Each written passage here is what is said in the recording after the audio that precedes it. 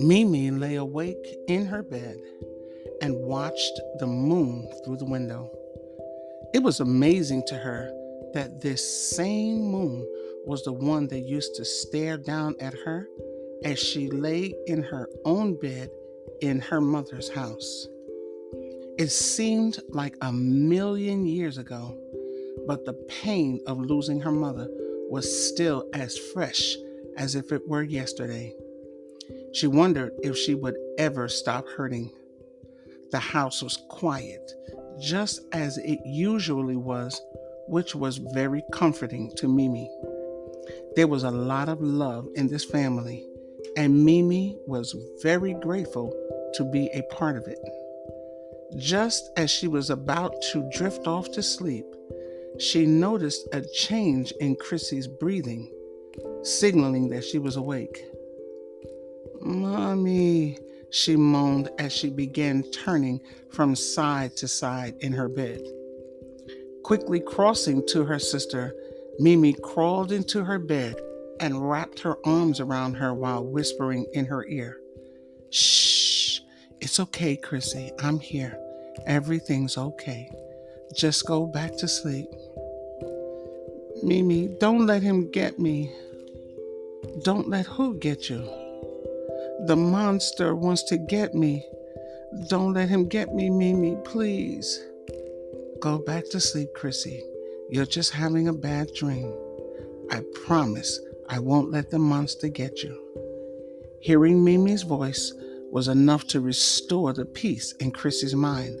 Soon she was fast asleep. Mimi did not return to her own bed that night, instead choosing to stay close to her little sister.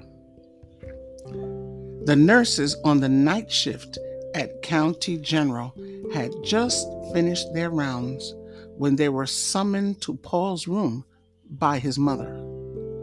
He had been unresponsive for the past couple of days, and his mother had not left his bedside. He was not a difficult patient, and although his condition had been upgraded from critical to stable, everyone was still baffled that he seemed not to be improving. It was no secret that he was Christian because he was always getting visitors from the clergy and everyone was always praying for him.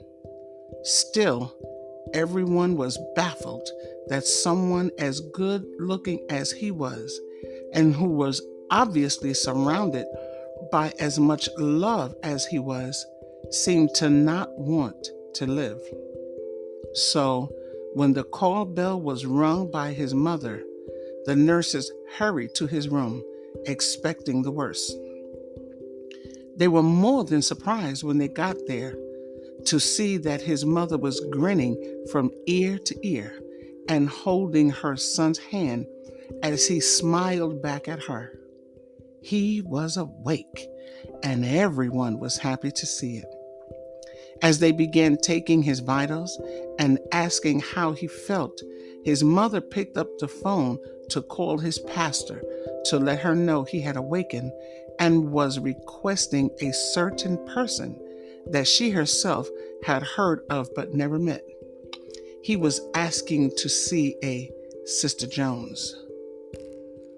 Will was in seventh heaven, and if he had his way, this evening would last forever. The dinner was delicious, and he and Denise were getting along better than he could possibly have imagined. She was everything that he had thought she would be and more. She was witty, charming, and open, and did not mind eating a hearty meal in front of him. There was nothing pretentious about her, and it made him able to drop all of his guards and be himself. After dinner, William offered them both some red velvet cake and coffee, and soon they were both talking about all the things they had both been in common with. Denise could not remember when she had felt so free with anyone, and soon she found herself opening up to Will like she had never done with any man besides her husband. Will recognized the rare connection he and Denise were having, also found himself sharing with her things he had not shared with anyone ever. Long forgotten was the theater tickets. They both were just engrossed in and satisfied with the company of each other. The waitresses soon stopped asking if they wanted refills of coffee and just brought them the bill. When the restaurant began to thin out, Will looked at his watch and was shocked to see that it was almost 11. Oh my goodness. I can't believe we have sat here for almost 4 hours just running our mouths, Denise said incredulously as she began gathering her things, knowing it was time for her to be getting home to her kids. I'm so sorry, Denise. I completely lost track of the time. Don't be sorry, Will. I haven't had this much fun in so long. I almost forgot what it was to have a good time. Will looked into the beautiful brown eyes of Denise and decided to forget about all the naysayers, all the haters, and all protocol, and reached into his pocket to get the ring he had so lovingly picked out to ask the woman he loved to be his wife when her cell phone began to ring. Oh boy, this must be the kids. Excuse me, Will, she chuckled as she turned away from him. Will chuckled to himself as he pictured Matt on the other end of the line asking his mother if she had forgotten that she had a curfew and that she was running late. He was going to love being a part of this family, this beautiful, close-knit family. But just as suddenly as she had chuckled, her expression grew somber and her voice immediately turned serious, and Will knew the evening was over.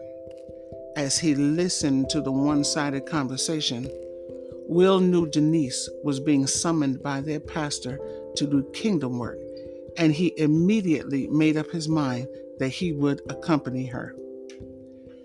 Grace and peace, Pastor. No, it's no problem. No problem at all. Is everything all right? Oh my. That is wonderful news. No, I wasn't in bed, and of course I wouldn't mind going to see him. I'll head over there right now. Yes, ma'am. Yes, of course. Is his mother there? Excellent. Do you want me to call you back tonight, or should I wait until the morning? Okay. As long as I'm going to, well, I won't call you until tomorrow morning. Okay, good night. Is everything all right? Yes and no. It wasn't the kids. It was Pastor. She said Minister Hayes has suddenly awakened and was asking for me, so she wants me to go to the hospital. To God be the glory. That is wonderful news. So does that mean you have to be going right now? Yeah, I'm sorry, Will, but I told her I would. So I guess that means I have to say goodnight. Not that I was listening on your conversation, but I was, he said with the cheapest smile. And since we are still together, would you like me to go with you to the hospital? Oh, William, would you? I really don't want to go by myself. I would be honored. But why don't you call Matt first? I'm sure he's probably looking for you to walk through the door any minute. Oh yeah, shoot. I almost forgot. Thanks for reminding me. What would you do without me? I'm not answering that. Excuse me while I call Matt, she chuckled as she dialed the house while Will went to pay the check. On the way to the hospital, there was not much conversation. Instead, they both listened in comfortable silence as the radio broadcast the latest news of the day. They were both very happy not speaking since they both were replaying the evening's events in their minds. They were so caught up in their own thoughts and preoccupied with the upcoming hospital visit that they failed to notice a certain maroon minivan that was keeping a discreet distance behind them. I can't believe she is still out with him, and it's almost midnight. Where is her shame? Where is her pride? She is a mother, for crying out loud. She should be home with her children, and here she is riding around town like some kind of floozy, like she don't have responsibilities. I told you she wasn't the one for you. She's just like the rest. She is not like the rest. I told you not to talk about her like that. All right, but how are you going to explain her actions? She has small children at home, and she is not even headed for home at this hour of the night. I swear, if she does go to his house for what we both know would be nothing but a booty call, I would be forced to slit their throats. You are not going to hurt her. I told you this before, and I mean it. Don't even think about putting your hands on her. She is off limits to you forever. Even if she does go to a booty call, you are never going to touch her. Do you understand me? Okay, I'm not going to touch her, but she has got to be taught a lesson. What kind of lesson? You are acting like you don't know the rules. First, she has to know that she can't be with a white man.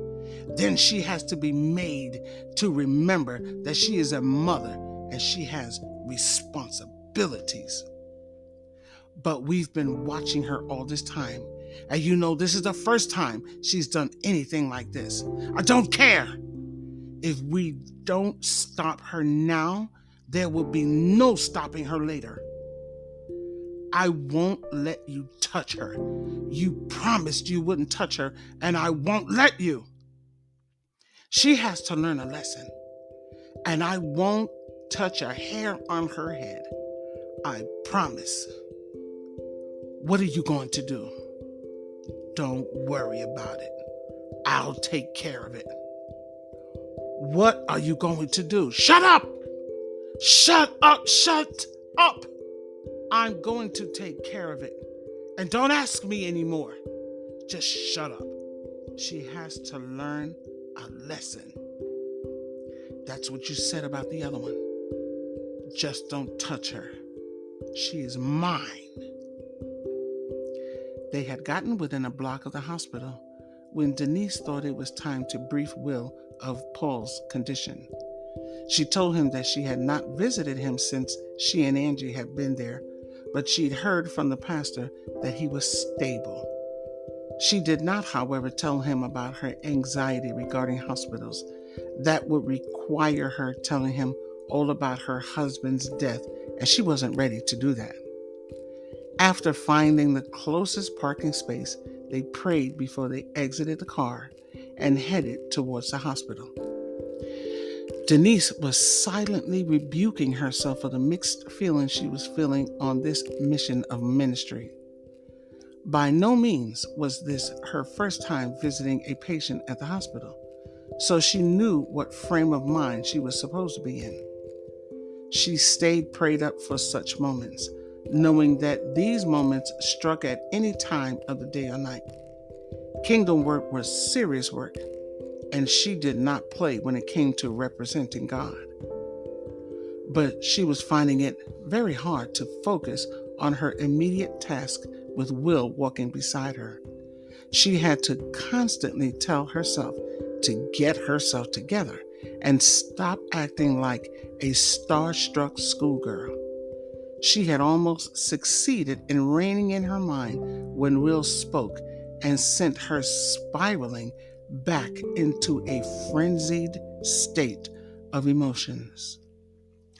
I have always wanted to be a part of the outreach ministry, especially this part, visiting the sick and shut-in. But to be able to accompany you on kingdom work is more than I ever expected. It is an extreme honor to be here with you, Sister Jones. It's wonderful having you here as well, Brother Banyan. To God be the glory. As they continued into the hospital, Denise was grateful for her chocolate expression so Will would not see the blush that was creeping up her neck and spreading to her cheeks. Paul's mother was so grateful to God that her son was awake and showing signs of improvement. It had been a very difficult journey hearing that her son was involved in a serious traffic accident and traveling from home to this thriving metropolis, not knowing what condition he was going to be in when she got here. She knew God was a healer and a miracle worker, but she was a mother, and her heart was heavy with sadness and fear as she made her way to her son's bedside. The first glimpse she had of him was almost more than she could bear. Her son was in a comatose state and not responding to all that the doctors were administering. But after the initial shock of his appearance and condition wore off, she pulled herself together and stayed by his bedside day and night, praying and talking with him, never giving up hope that he would open his eyes and return to him. So when he did, the emotion that flooded her spirit was not a surprise or amazement, but gratefulness and praise. After what seemed like an eternity, he looked at her, and recognizing who she was, he reached for her hand and squeezed softly as tears fell from his eyes. As the nurses began removing the breathing tubes and updating his progress, she anxiously waited in the background for the first words he would be able to speak. Her mind flashed back to when he was a tiny tot and spoke his first word, "Mama." She patiently waited as her heart filled with so much love for her son, she was afraid it was about to burst. But when the flurry of activity from the hospital staff finally began to die down, and she was left with a moment of peace with her son, she was not ready for the first words that did emerge from his mouth. "Where's Denise?"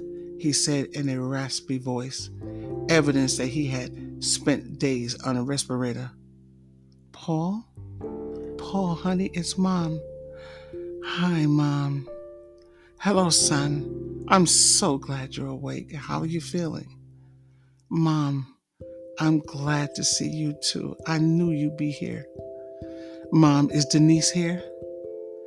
"Denise?" "Yeah, Denise Jones. She was here before. I remember seeing her, and I know she would want to know that I was awake. Could you please call the pastor so she could let Denise know that I want to see her?" "Sure, son. I'll call her right now." "Thanks, Mom." "And Mom?" "Yes, son?" "I'm glad you're here, Mom. I love you." "Oh, I love you too, son." As she made the call to her son's pastor, Paul's mother felt deep in her spirit that her son was headed for a pain that far worse than he had encountered from his car accident. And the pain that she was now feeling came from the reality that there was nothing she could do to stop it or help. As Denise and Will got off of the elevator, they stopped briefly and said a word of prayer again for the young minister. As they made their way to Paul's room, Denise felt like all eyes were on her and instantly felt guilty. Why should all eyes be on her? Who was she? She wasn't anybody special. You are here as a representative of the clergy, and you have been here before, so why should you feel like everyone was watching you? Silly girl. Then she remembered that she was not exactly dressed in ministry attire. As a matter of fact, she would say she was dressed quite inappropriately. She immediately began feeling out of place and wished she could put a smock over her dress to look more acceptable. As she and Will entered the room, they were greeted by Paul's mother. Denise was not surprised at her presence. She was told that she would be there. But the look of surprise as Will entered the room and the way she took in their attire was not hid from her face. Denise introduced herself and Will to Paul's mother and slowly made her way to Paul's bedside. The head nurse at the nurse's station had smilingly informed her that Paul was awake and alert, and everyone was happy for him and his mother of the positive attitude he was portraying. So Denise was not prepared for the cold, quiet stare she met as she and Will approached his bed. "Praise the Lord, Paul. It's Sister Jones. The pastor sent me here when she heard the good news from your mother about how the Lord had blessed you." Denise was not too familiar with the new minister and was ultimately not sure how he handled adversity and stress. So she was not sure if this was his natural demeanor in a time of sickness. But her inner spirit told her there was more going on here than just a man recovering from a major accident. When the silence seemed to drag on for what seemed like an eternity, Denise decided to break it by introducing Will, sure that Paul would remember him from the church. "You do remember Brother Banyan, don't you, Paul? He's also a member of Holy Temple." "Hello, Paul. We have been praying for your recovery. Thank God for answering prayers. The pastor sends her love and blessings to you and says she will be here tomorrow, okay?" Never in all of her years as a minister had Denise encountered a patient with such a stony countenance as she was witnessing in Paul. He looked into her eyes with a look that seemed to look deep into her very soul, and goosebumps rose up and down her arms. He then leveled his gaze on Will, and Denise was sure she was mistaken, but she was sure she saw pure contempt in his eyes. She then spoke to his mother in an attempt to break the unease she felt rising in the room. "Mrs. Hayes, it's a pleasure to meet you. How has he been? Did they say when he will be able to speak?"